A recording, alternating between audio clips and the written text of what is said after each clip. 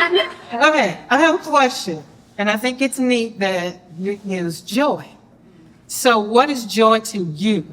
And I think it's very apropos that everybody was asking the questions earlier today and want to focus on self. So I'm going to start with self, but I want you to think about that. What is joy to you?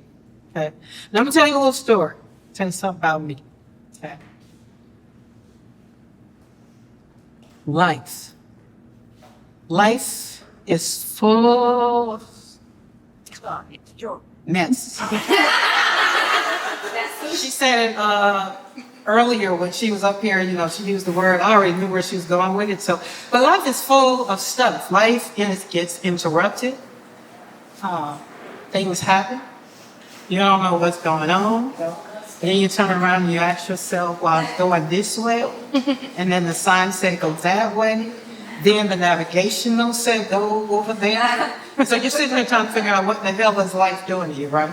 Okay, so December 17th, I'm going to shorten this real short because she's going to put up the fingers and I want to be done told y'all the best parts of it. So December 17th, I have 2 children that were born December 17th, 7 years apart. And then I turned around and had twins who are 7 minutes apart. Wow. I'm the mother of 7 children. Wow.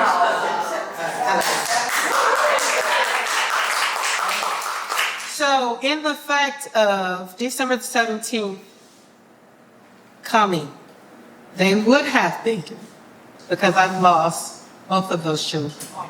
Wow. So August the 24th, 2007, I lost my oldest daughter, who was the first, who was my oldest daughter, and my oldest granddaughter. My daughter decided to commit murder-suicide. Oh. So then let's fast forward, because then I'm hiding. I even hid literally in Germany. Like my husband now was in Germany, so he's just like, hey, come over here. Get yourself together. Because life had slapped the hell out of me. And I didn't know what I was going to do. And I didn't want people looking at me because my daughter committed murder-suicide. She decided that my oldest granddaughter and her, she didn't want to live this life anymore. Life was just too much. So she told me in this 3-page letter why she did it. And then she told me it was none of my business because everything in this life is not about you. Okay, hold on to that. Because everything that's going on in this world right now, it has absolutely positively nothing to do with you. What we're doing in here right now, it's an individual thing. What is joy to you, right? Okay. So then fast forward to October 4th, 2019. That second child that was born on December 17th was murdered in Dallas, Texas, in the middle of the street. Get the phone call. Joshua's dead. Wait, what? Now, as for me and my house, I shall serve the Lord. But this in particular day with that phone call, what in the hell are you doing? I got to go and stand by another casket. I got to do another eulogy. I got to write out another obituary of my child. Is that what you told me, God? And he said, yeah. And then I pretty much got myself together. That's what I always tell people. Put on my big girl panties, make sure they were cute and laced up, because I was on my journey now. Now I was going to have to figure out how was I going to live. Now I've lost 2 of my 7 children. Okay? Now I want y'all to look at me right now, and this is not always the look. Okay? Some days I am mad as hell, and I let God know it. So I speak from a place of standing in resilience after walking away from not 1 but 2 caskets of my children. And then my granddaughter and my daughter, that was the same day, right? So what does joy mean to you? So it has been my honor and my pleasure to walk for the Lord, because this is where he's kind of slapped me into. So Life Interrupted Grief Recovery is one of my programs that I do. What do you do when life slaps the hell out of you? What do you do when life comes along and kicks in the door and you have no way out? I don't care how pretty it is and how pristine and all the things you have on the screen, right?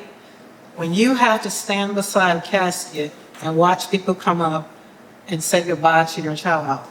And then my grandson came up and stood in front of the casket and he's like, Grandma, is Uncle Josh asleep? Oh. And I was just like, didn't know what my daughter had told my grandson. Didn't know how she decided, how she was going to introduce death to her children, right? So I stood there at the head of my son's casket, and I was like, and then he said, well, if he is asleep, it's time for Uncle Josh to wake up. I want y'all to know, you see how far that door is and where I am? I couldn't get to that door fast enough, and I hit the floor halfway right there. And when I woke up, I was outside, and, friends were around, and I'm just like, I can't do this again. I didn't want to do this again. So I kind of went into isolation a little bit, just a little bit, because my son's story was national news. Everybody knew about my son. So I couldn't do it in private. I'm trying to grieve. I'm trying to have a moment. I want to be up here by myself. I don't want to socialize. I want to be by myself. And I want to decide, how am I going to do this now? How am I going to go forward with now another child who I don't have? And then I realized, wait, you still got 5 kids. You still got grandkids. You got a husband. You got some things. And then God sent people to my life to really hold me up. Like they were literally, I feel like I was like this sometimes. And friends were on this side, and behind me. And then when I felt like I wanted to go forward, there was a friend up there. So I couldn't really bend. I could bend a little bit, but couldn't go all the way down, right? So what does joy mean to you? So now let's move forward. That's a little bit about my story, right? There's plenty more, but it doesn't get any worse than that. So, joy. I had to renew my joy, right? I had to rediscover who I was, and I had to reclaim my life after death, right? So what is joy? Somebody want to share with their thoughts? What is joy to you? Gratitude. Gratitude. Everybody else? What's joy? Freedom. Happiness, freedom. Ecstasy. I know, I love that. The happiness is a state of mind. I could be happy sitting on a pile of food. So I had to go deeper with, because happy was my thing. So this is how Renew Your Joy program became. It's a program that I do with women, mothers who have lost children to death. So that's a lane. Life interrupted grief recovery is for men, women. After life done kick the door in, where you gonna do whatever. So we move forward. I've written 2 books, single co-author, 2 more so forth. So, and then I'm in the process of writing one now. It's called But God. Me and God had this real conversation. But you have to be honest with yourself, right? And that's what I want you to think about. Daniela was talking about PTSD, right? I had to realize in my counseling world, I couldn't do it. I couldn't counsel people anymore. Because now I'm sitting up here trying to tell you how to do your life and live your life and do all the things. Well, I'm sitting over here, it's like, I'll be glad you should shut up so I can go home and get my PJs. Oh, I really didn't want to get up this morning. I didn't want to take a bath. I didn't want to do my hair. I didn't want to do none of that. Didn't want to leave. I want y'all to know, y'all are the first people that I spoke to personally, publicly this year. Because it was taking a lot. Because my son, the person that killed my son, the people, whatever, that orchestrated that, the last trial or whatever was January the 24th of this year, right? So now I finally got to cry. I finally got to do that, right? Literally. And I cried and I cried and I cried. And it's 5 years. And I'm crying in 2024, and this happened in 2019. So this is why I tell people my joy came in just getting up off the side of the bed and some crying. And so as I rediscovered, reclaimed, and renewed my joy, I had to ask myself some questions. So I want you to ask yourself some questions. I hope no one in your story is like you've had buried children or nothing like that. But I want you to go from your space, because it's all about you. What is it when you have to reclaim, rediscover who you are? James was talking about transformation, and somebody else said something. Hers was superpower. I got all my notes back there, but I refused to bring it up here because I wanted to get you what God told me to give you from the heart. I had it all wrote down, all things. But it still falls back on the 3 principles of my life now. Is rediscover, reclaim, and renew your joy. Right? Rediscover, what does that mean? I decided I want to go back to school. I talked to little Karen, the little girl who was abused, who was broken, and all the things, and I healed her And we're still healing her, right? And I asked her, what do you want to do? Well, that little girl wanted to be a lawyer. But you get the people that tell you, oh, you ain't smart enough, or you didn't make the grades, and you can't do this. That's why I resonated with you this morning. And I was like, well, I'm going to do it just because you told me I can. Right? So the thing that stopped me from becoming a lawyer was the LSAT. I hate taking tests. Now, you told me how to take tests to come here. I'd be like, no, I won't do that. I ain't going. Right? So when you rediscover who you are, you have to ask the question for yourself. What does rediscovering you look like? So rediscovering me looked like telling people my story and using me as the light that they need to see that you can get up off the side of the bed when tragedy happens. And then I wanted to come even more so because after things happened here, I thought about it. He was like, you're going over there where the flood and all the things. I was like, hey, reclaim, rediscover, and renew. And that's what people in the city are going to right now, right? So I didn't know who I was going to meet or who I was going to talk to. But God said that it's your time. And that's what I do. So when you look at me, understand, I am constantly, every second, rediscovering who I am, reclaiming my joy, and renewing my joy. Okay. Oh, she said, I got that.